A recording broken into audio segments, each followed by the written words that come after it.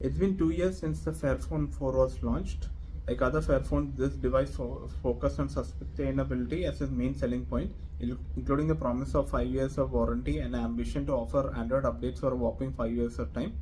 But hardware needs to be updated, so we are expecting a new Fairphone 5 very soon.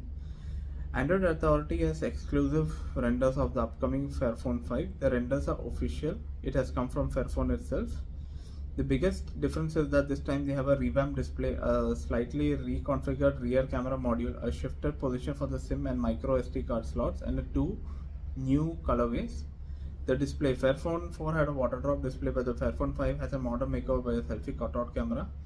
This makes the phone look less dated, which is a welcome change. On the back, you will get a rear module which is similar to last generation's module. The main difference is that the flash module trims down from an oval shape to a circle shape.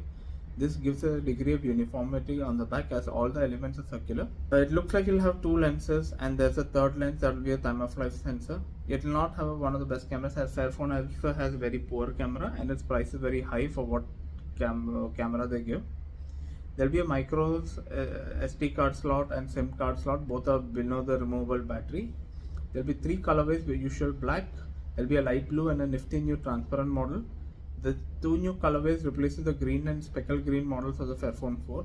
The collection of renders also confirm returning features such as you'll have a easily removable battery which is not stuck by adhesive. We don't know what are the processor that's coming in, what is the RAM, storage speed, anything. The Fairphone 4 had a 6 to 8 GB of RAM, 128, 256 GB of storage, 3905 mAh battery, NFC support in 6.3 Full HD Plus display.